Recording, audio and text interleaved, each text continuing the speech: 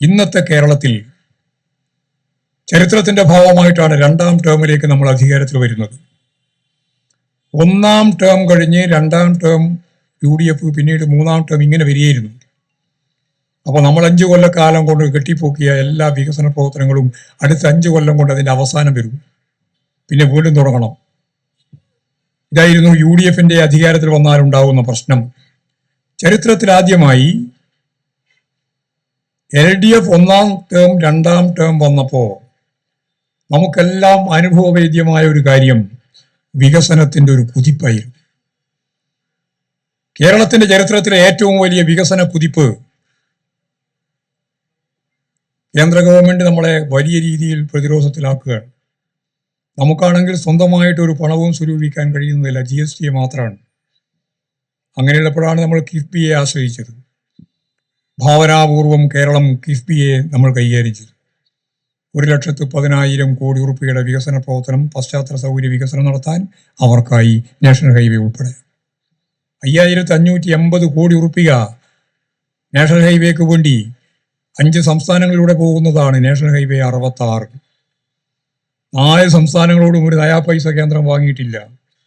നമ്മോട് മാത്രം 5,588 കോടി രൂപ വാങ്ങി.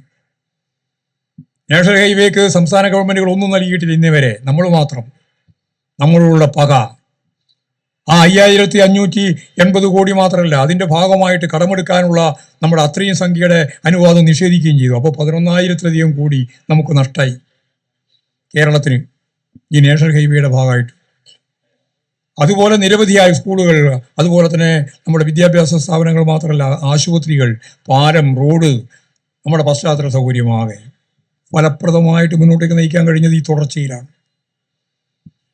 ഈ തുടർച്ചയിൽ നിന്നാണ് നമുക്ക് ആരോഗ്യ മേഖലയിൽ അതുപോലെ തന്നെ പാർപ്പിട പ്രശ്നം പരിഹരിക്കുന്നത്. ഇപ്പം നമ്മൾ ഒരു ദിവസം തീരുമാനിച്ചിട്ട് നോക്കിയപ്പോൾ 5,364,000 വീട് പൂർത്തിയാക്കി. ഇനി 1,00,000-ലധികം വീട് പൂർത്തിയാവാൻ നിൽക്കുകയാണ്. കുറച്ചുകൂടി മാസം കഴിയുമ്പോഴേക്ക് ആ വീട് കൂടിയാവും. അപ്പോൾ ഒരു 6,00,000-ലധികം വീട് കേരളത്തിൽ. ഇത് ലോക ചരിത്രത്തിലെ പുതിയ സംഭവമാണ്. ഒരു മുതലാളിത്ത സമൂഹത്തിൽ ജനങ്ങൾക്ക് വേണ്ടി, പാവപ്പെട്ടവർക്ക് വേണ്ടി വീട് നിർമ്മിച്ചു കൊടുക്കുക എന്നുള്ളത് സോഷ്യലിസ്റ്റ് സമൂഹത്തിന്റെ ഭാഗമായിട്ടുണ്ട്.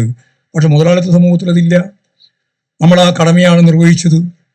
വിദ്യാഭ്യാസം ലോകോത്തരമായ രീതിയിൽ നമ്മൾ കൈകാര്യം ചെയ്തു. ആരോഗ്യ മേഖല അമേരിക്കയെക്കാളും മുമ്പിൽ നമുക്ക് നടക്കാൻ കഴിഞ്ഞു അതിൻ്റെ സൂചികയിൽ. ഞാൻ ഒന്നും വിശദീകരിക്കുന്നില്ല. ഇങ്ങനെ ലോകത്തിന് മാതൃകയാവുന്ന അതിദാരിദ്ര്യം അവസാനിപ്പിച്ചു. ഇനി ദാരിദ്ര്യവും അവസാനിപ്പിക്കാൻ പോവുകയാണ്. നമുക്ക് സാധിക്കും. ഇങ്ങനെയുള്ള ഒരു വികസന പരിപ്രേക്ഷ്യം കൈകാര്യം ചെയ്യാൻ സാധിച്ചതിൻ്റെ പിന്നിൽ സഖാവ് EMS. കക്ഷി രാഷ്ട്രീയം പാടില്ല എന്ന് പറഞ്ഞെങ്കിലും UDFന്റെ ഗവൺമെന്റ്, UDFന്റെ കാലത്ത് അവർ കക്ഷി രാഷ്ട്രീയമായിട്ട് തന്നെയാണ് കൈകാര്യം ചെയ്തത്.